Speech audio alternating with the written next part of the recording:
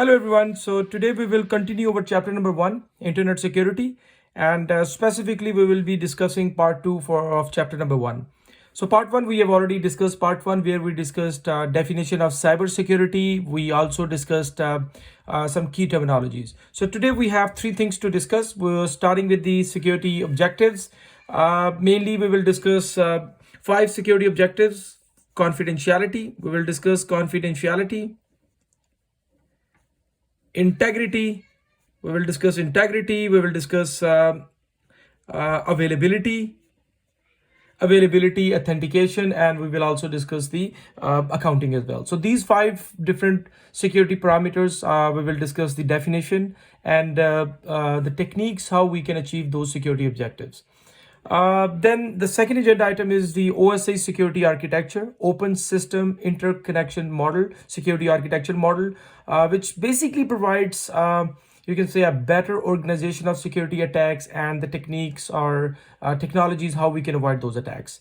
And the last is secure network security, the last agenda item that we will be talking about, which encompasses communication security and device security. So start with the first agenda item, security objectives. So the first thing is the confidentiality. You might heard of the definition of confidentiality. Confidentiality is basically like it ensures that only legitimate, or you can say authorized people can read the contents of a message or a data. So intercepting, passive intercepting, or you can say active intercepting will be avoided by using confidentiality. And how we can achieve confidentiality? So technique is basically we can use cryptographic suites. So cryptographic suites will be mainly used to achieve the confidence. Suites mainly involve encryption and decryption algorithms and all that stuff. We will discuss that in detail. Integrity, it ensures that only legitimate people can make changes to the system or to the information. Make changes, or you can say make modifications, changes, whatever you want to name it. And unauthorized modifications, or you can say tampering,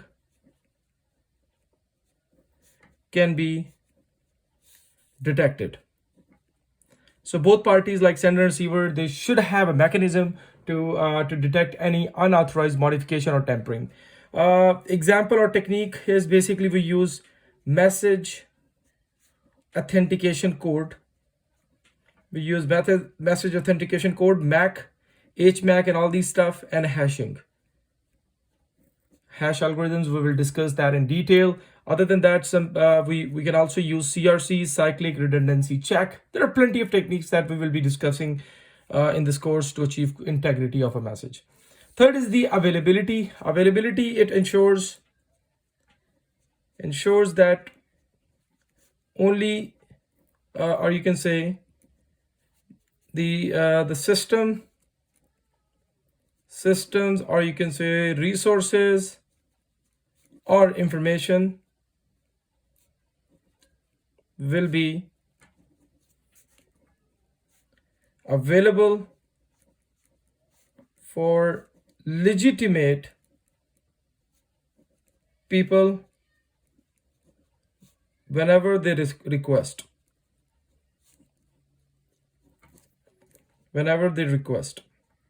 So systems or the resources should be available for legitimate people whenever they request for. It's basically we try to avoid here DOS attack or desynchronization attack. And how they can avoid it? Mainly use firewall, or you can say mainly they actually block ICMP protocol. This is, by the way, one of the technique, but there are many other techniques that they actually use to avoid the DOS attack. We will be discussing all those techniques over the period of course. Then the authentication, that's another security parameter. And authentication is basically, it ensures that the individual is who he or she claims to be. She claims to be, not an imposter. So that's basically what authentication is. And how we achieve authentication. We basically achieve authentication using username, password approach. Multi-factor authentication are it's something that we have started using nowadays. Last is the accounting. Accounting is nothing, just the tracking the users' activities. So after giving access to the system or resources, tracking the user activity is basically accounting. So these are 5 main security objectives that we achieve by using any security system. So let's move on to security architecture, OSI security architecture. As I mentioned earlier, OSI stands for Open System Interconnection Security Architecture, which provide a better organization of security attack and techniques to avoid those attacks. So security attack, these are OSI model has mainly three layers, or you can say 3 main components. One is security attack, second is security system, and the last is security mechanism. Security attack is basically, it involves all the actions or activities that compromises the information owned by an organization or company. Okay, so actions, or you can say activities that compromises the information or resources owned by an organization. Security systems it involve techniques, or you can say techniques or technologies to enhance security of the systems. So we will discuss all those techniques. It involves authentication, it involves the techniques of access control, stuff like that. Security mechanism is basically, it involves techniques or technologies to detect and avoid security attacks. So that's called basically security mechanism. So these are basically 3 main different domains of security, or you can say in which we invest the security stuff. First is the security attack. We identify all types of security attacks. Then we develop security systems to enhance the security, which can avoid those things. Then we do use some techniques or devices to detect and avoid the security attacks, just to monitor traffic and all. So let's start with the security attacks. So let's discuss different types of security attacks and what exactly a security attack does. So by using security attackers, they gain unauthorized access to systems. So they get the unauthorized access to the systems. Typically for a security attack, attackers, they use exploit. So unauthorized access, attacker can access the information, like read the contents. Attacker can modify, make changes, modification, or attacker can destroy the systems or the information as well. So that's basically what a security attack is. Now, security attacks, typically they can be of 2 types. So if you look at the security attacks, we have 2 types of security attacks. Security attack can be passive, or a security attack can be active. Passive security attack, no modification, only intercepting, no modifications in the message. Active mean where attacker can do some modifications as well. Okay, so passive attacks, they can be of 2 types, or you can say there are 2 main objectives of passive attacks. One is the traffic analysis. Just attacker wants to do some analysis of the traffic, for example, packet size, for example, which ports of source and destinations are involved. For example, you can say the frequency, how frequently they visit that and stuff like that. So these are basically called traffic analysis.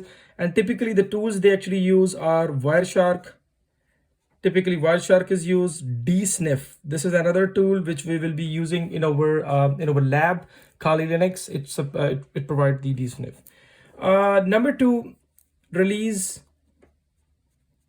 message contents. So that's basically another passive attack where, let's say, these two parties, for example, this party and this party, they are communicating with each other. Attacker is basically intercepting the messages, just reading out the messages, what they have transmitted. So to release content, again, Wireshark can be used, DSniff can be used, Ettercap. There are plenty of other tools that can be used for reading out the messages. Active modification can be of mainly four types. First is the masquerade, or you can say impersonation. Impersonation. And what is impersonation? For example, let's say this is the real person and his name is Alice, and Alice wants to communicate or wants to send a message to Bob. So we have an attacker here. Attacker impersonates as Alice and send the message to Bob. Attacker says, hey, I'm Alice, and here you go. That's the message, hello. So attacker, the main objective of masqueration, or you can say impersonation, is attacker has to make Bob believe that this message came from Alice. So that's basically masquerade attack, in fact, or impersonation. Tool is Ettercap. Secondly is replay attack. Replay attack is basically, again, very similar to that. For example, this is Alice, and let's say this is basically a server. In order to access this server, Alice, she will send some, she will do some communication, and that communication will involve encrypted ID of Alice, encrypted. So nobody can see that what exactly it is. But for example, let's say this is our attacker, and attacker sniff this encrypted ID. Later on, when Alice, she leaves this area, attacker will replay the captured message to server. I mean, the encrypted message or encrypted whatever the handshake was, and try to gain access. So this attack, again, because this message was intercepted from a legitimate communication, if proper, you can say, mutual authentication protocols are not involved, then attacker can gain access to the server because message was captured from the real communication. This is called replay attack, where attacker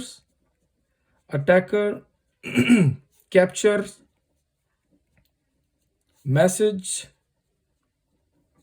from one session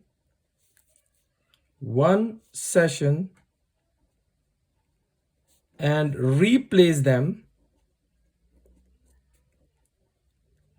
in another session. This is basically called replay attack. The third type of attack that's the replay attack. Third is it's called modification in the message.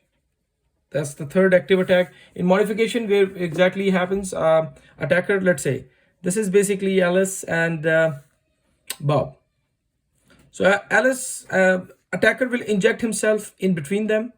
And when Alice, she wants to send a message, she will be intercepting all this communication.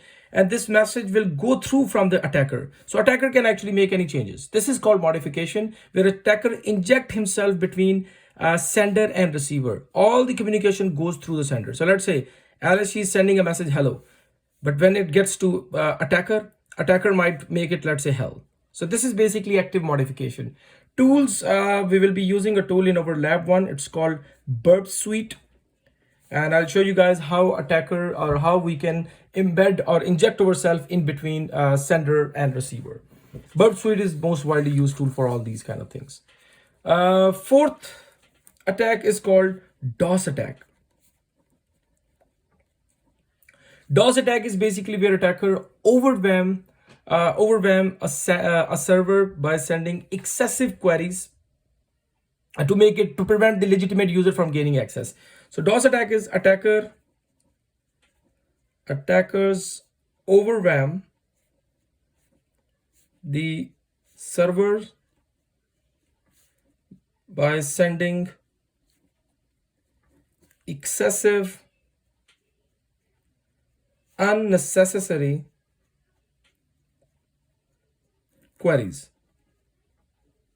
So that's basically called DOS attack. For example, like a website, let's say this is a website. This website can handle 5,000 queries in 1 second. Like 5,000 people can visit this website. So just imagine if anybody start pushing maybe 20,000 requests in 1 second. So it will cause DOS attack. So DOS attack, for DOS attack, attackers, they use Angry IP scanner.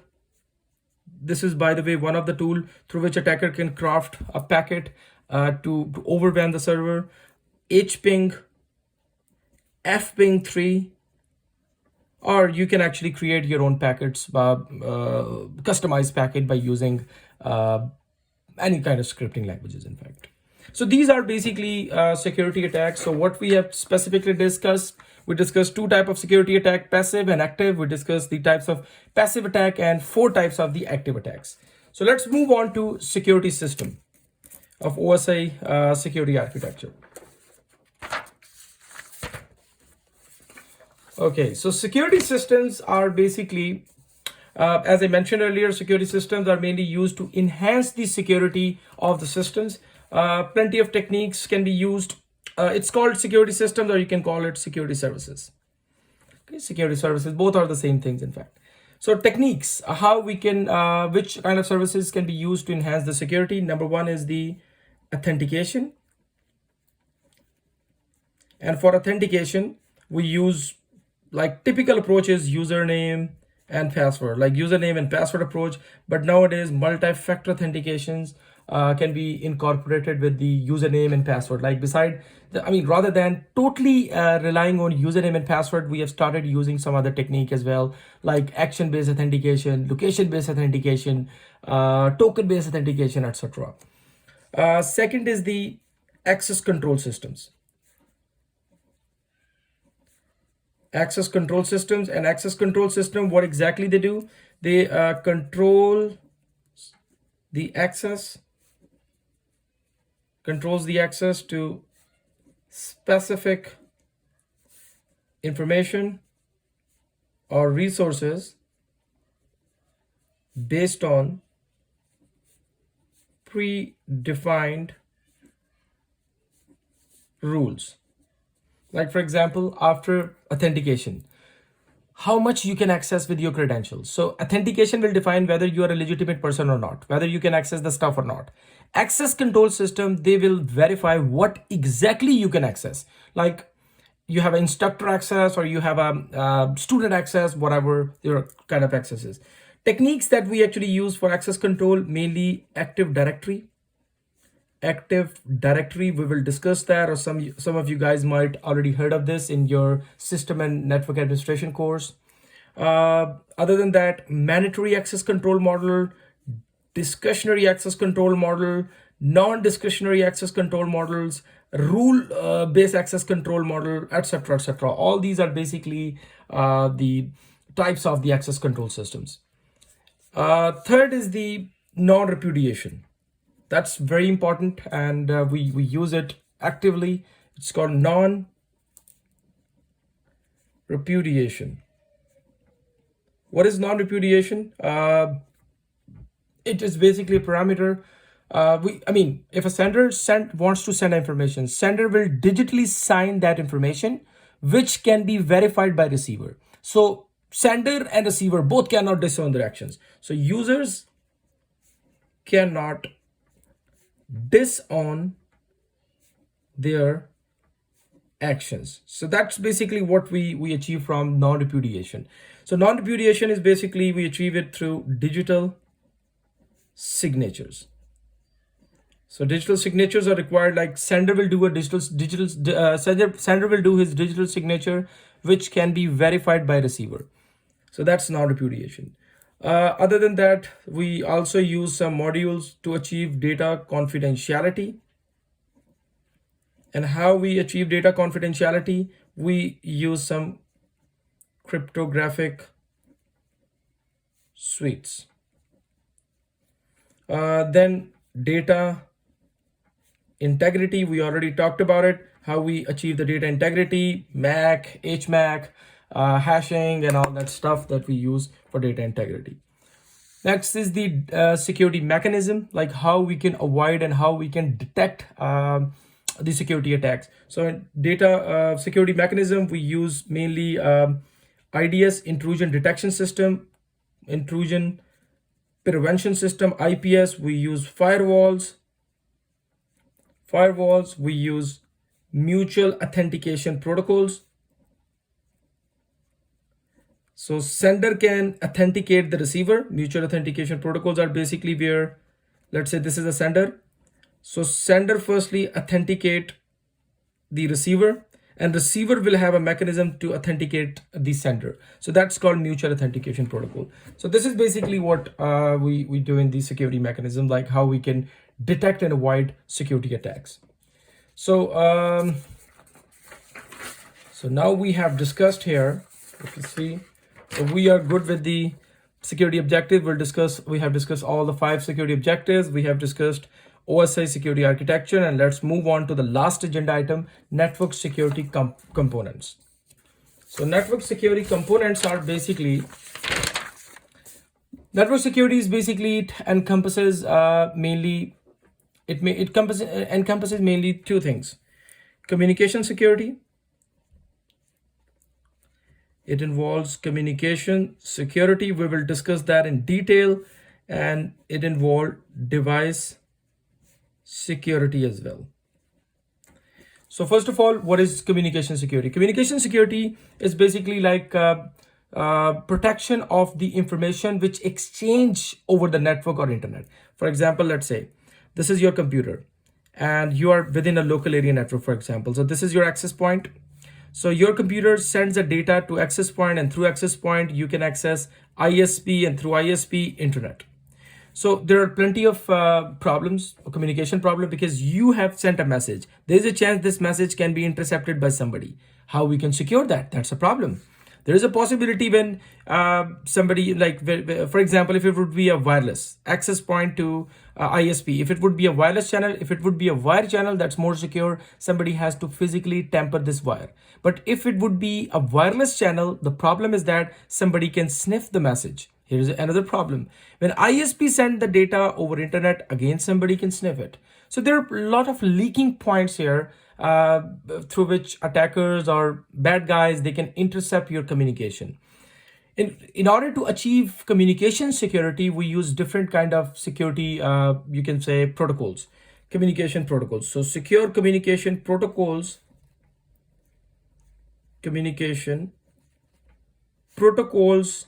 are mainly used to avoid all these kind of leaking. Like the protocol that we use here would be different, of course. The protocol for this communication would be different, and for this communication, protocols are going to be different.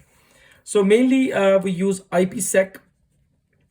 IPsec is basically internet protocol security that we use for VPN security. And what exactly it does, it authenticates and encrypts the packets, okay, going out from sender all the way to receiver. Like receiver might be right here. So IPsec is a suite of protocol which authenticate and encrypt your packets. We will discuss that in detail. IP security, we will discuss that. Number 2 is the TLS. TLS stands for transport level security. So TLS is basically HTTPS, the one which we use for secure website browsing.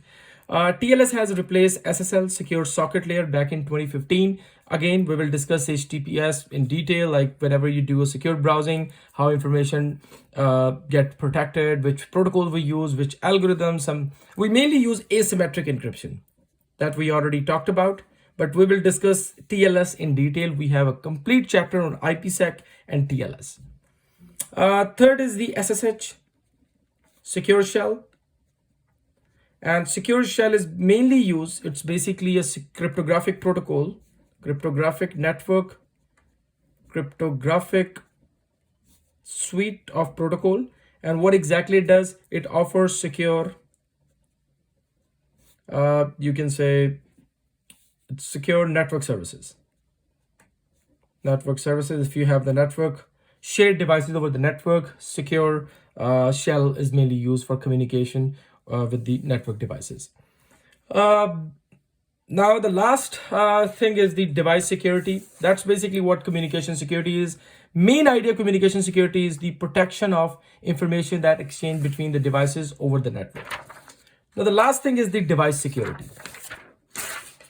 So, device security is basically it involves the protection of network devices. Protection of network devices. And network devices are basically routers. Like within your network, you have routers, you have switches, you have servers, you have client computers, client machines, etc., etc. All the devices over the network are basically belong to device security field, in fact.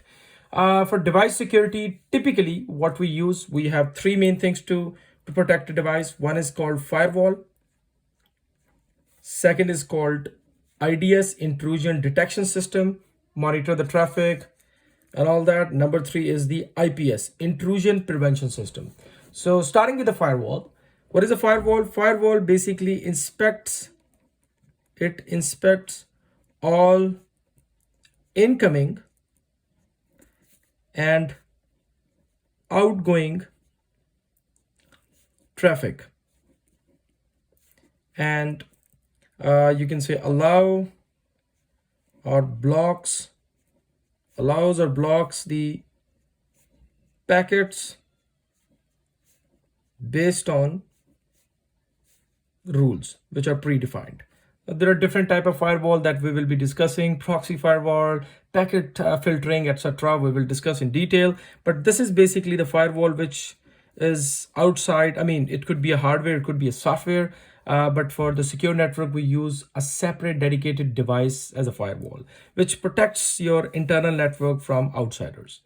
Then we have IDS, intrusion detection system. Intrusion detection system. We will discuss that, and practically we will design our intrusion detection system. Intrusion detection systems, basically they are used to monitor network traffic and generates alerts for any kind of abnormal traffic. Snort, we use IDS as Snort. We use Squill, the most widely used IDS Squill. We will be practicing that in lab 2. Then we have Splunk. There are many intrusion detection systems. Intrusion prevention system, IPS, intrusion prevention system. What they do is they actually avoids the malicious traffic, or you can say eradicate the malicious traffic. So whenever IDS generate alert, IPS will activate it and it will avoid that packet, or it may forward the packet to honeypot for further investigation. So that's it about chapter number 1. If you guys will have any question, do let me know. Thank you.